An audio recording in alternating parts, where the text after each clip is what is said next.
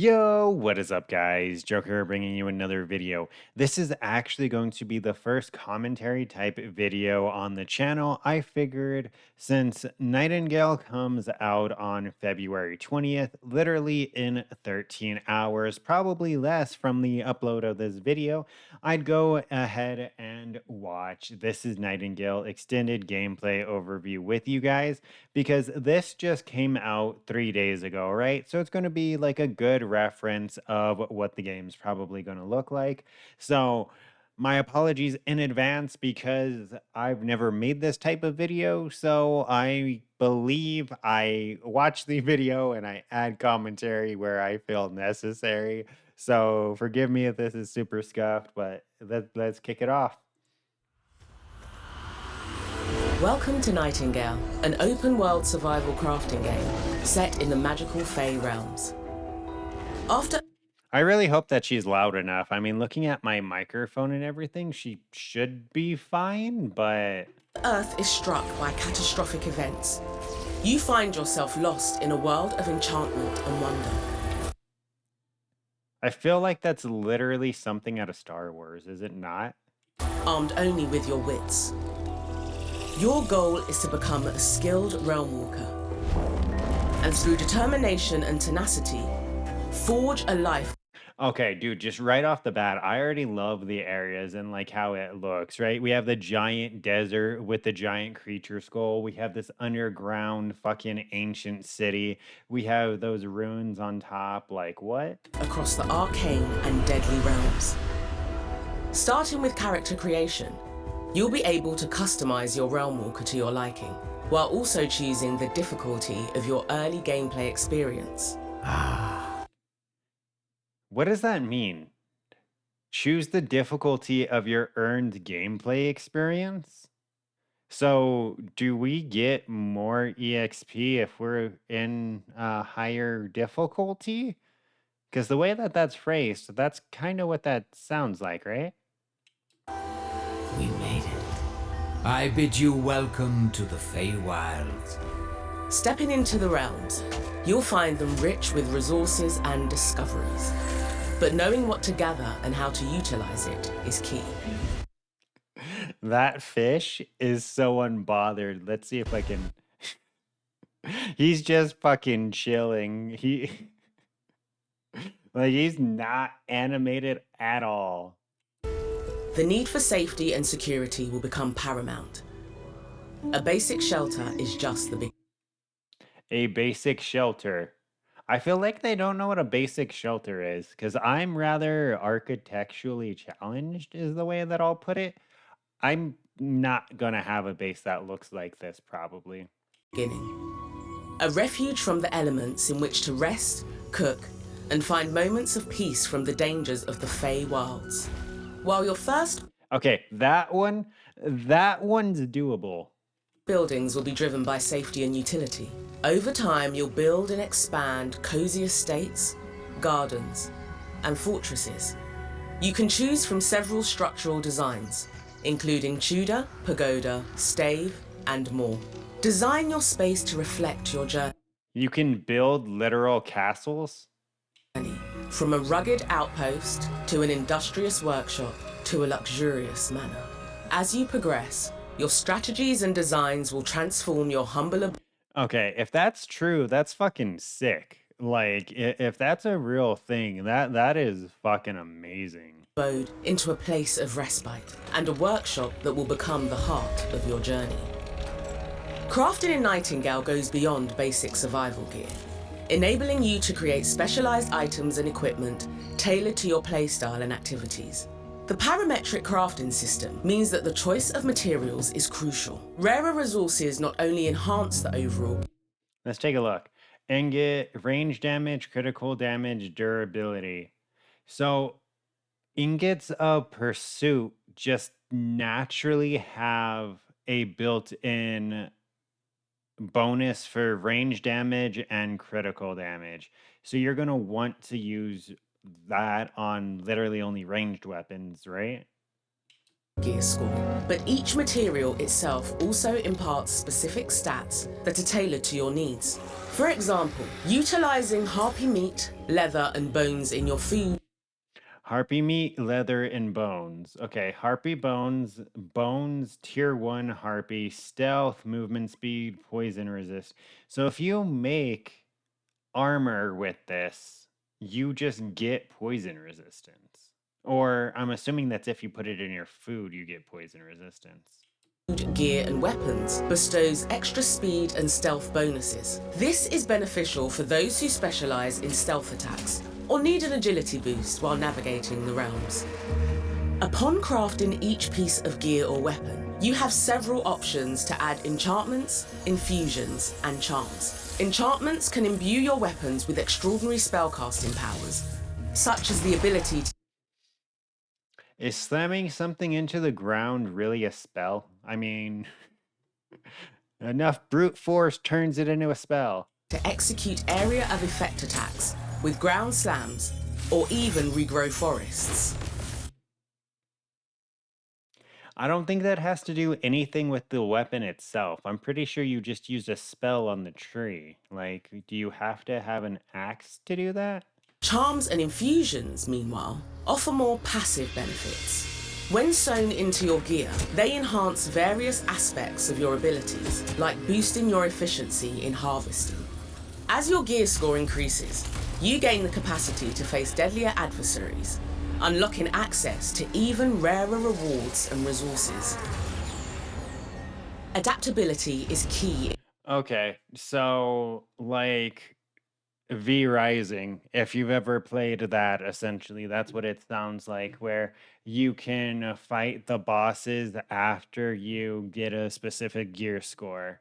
In Nightingale's combat, quickly switching gear lets you effectively respond to diverse Hey y'all, scenarios. I'm Mary Poppins. Glide into a danger zone with your umbrella, then seamlessly transition to a two-handed weapon for powerful strikes. Block and shove to create opportunities for counterattacks. When distance is needed, a swift switch to a pistol allows for a quick retreat. I wish we had some kind of reference, right? Because they're just doing 3,000 damage and they're fighting level 220s. I don't have a reference. I don't know what that means. I don't know if this is like strong or end game or if this is the beginning of the game. Enabling longer range damage. As you enchant your weapons with freshly acquired spells, you'll discover new ways to control the encounters you face. Flaming weapons to inflict a substantial damage bonus. Bramble walls for defense against hordes of enemies. That's pretty cool. The fact that you have... So it's like Skyrim. And of course, healing. Right? Isn't that the vibe you're kind of getting where they're holding the weapon in with one hand and they have their spell in the other hand? That's what I'm getting at. I'm getting Skyrim vibes. If you're feeling overrun, take to the skies for a chance to regroup. Yeah. At the heart of Nightingale's open world experience are realm cards, the keys to the Fey realms.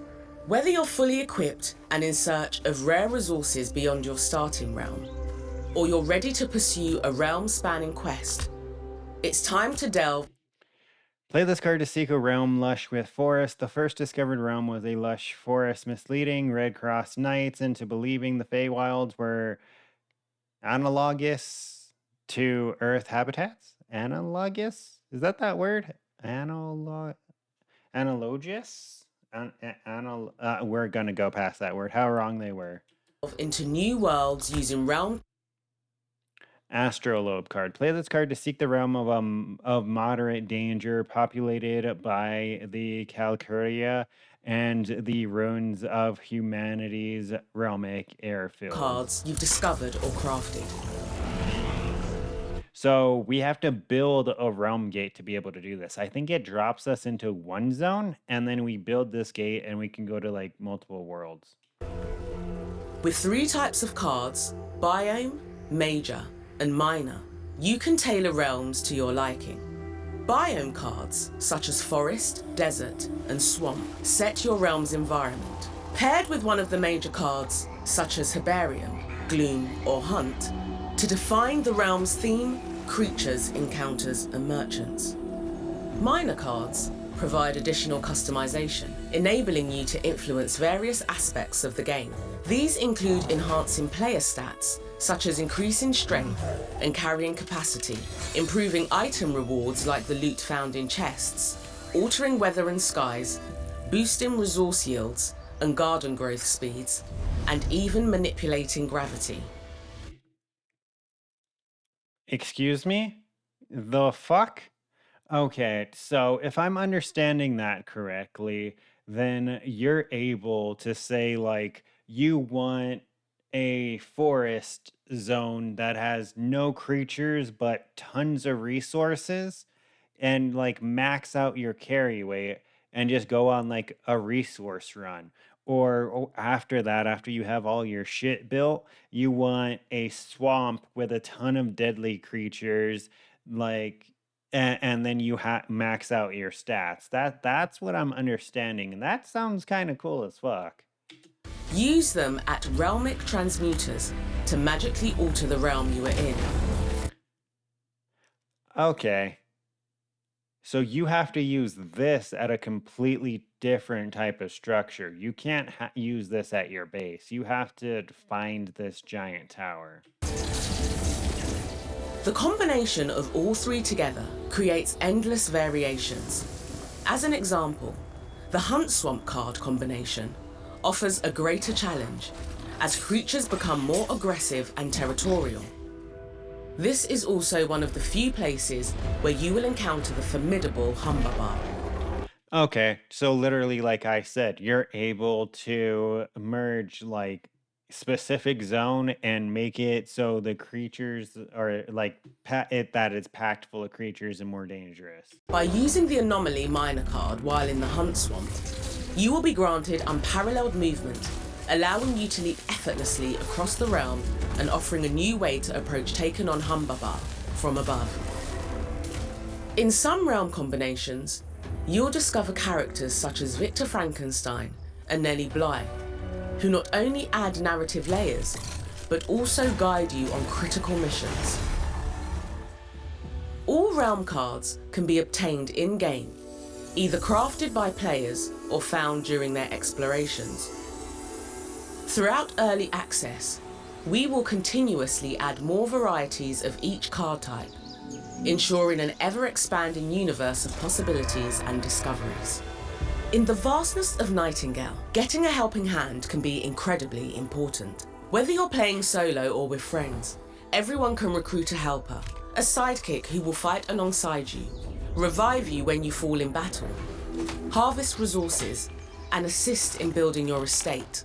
As you level up your gear, make sure you're doing the same for your helper. The more powerful they are, the more effective they will be.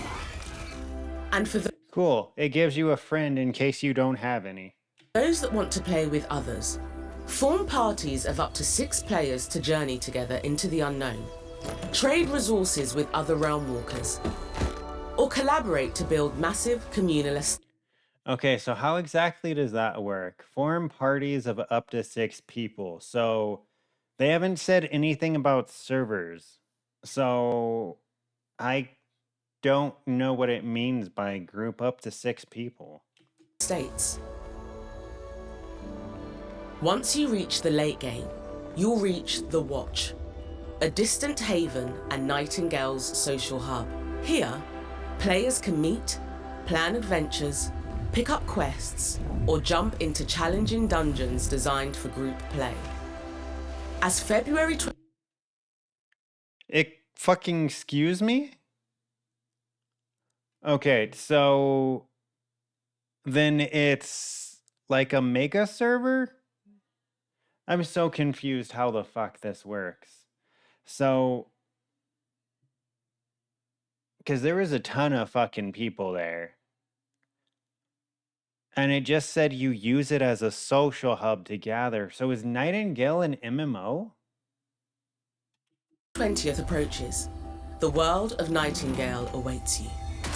Shape your journey and take your place in a world brimming with magic and mystery.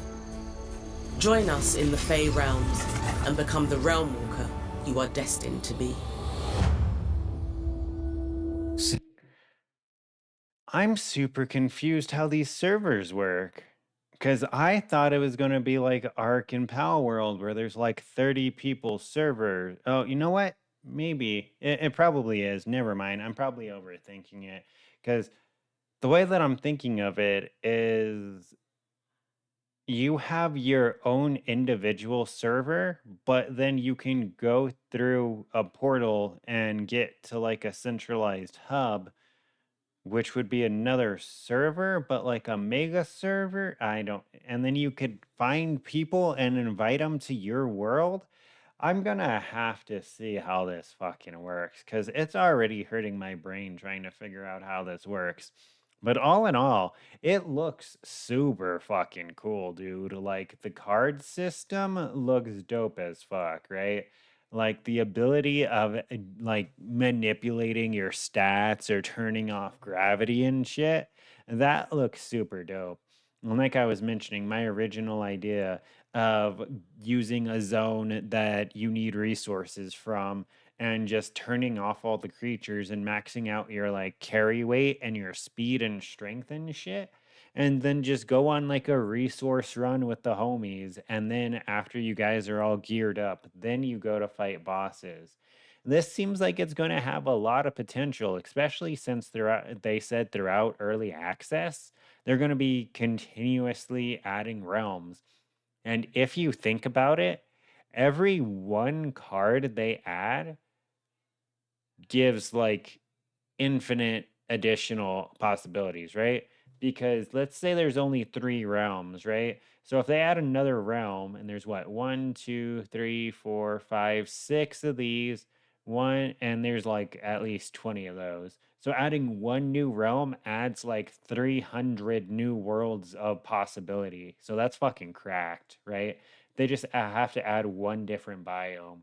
And the same thing kind of goes like if they add like an extra ability, except for less options, because then you would have the ability, but then you'd still only have the three realms and the five settings, right? So all in all, super cool, super cool. I think I'm going to enjoy this. I might actually try to go to sleep early and wake up early before work and see if I can get it download and play a little bit. I might actually try to stream it too. So I'll have my Twitch. No, I'll have my Twitch down in the description or pinned as a comment because I believe there's drops. So if you guys are going to play, you might as well get free drops, right?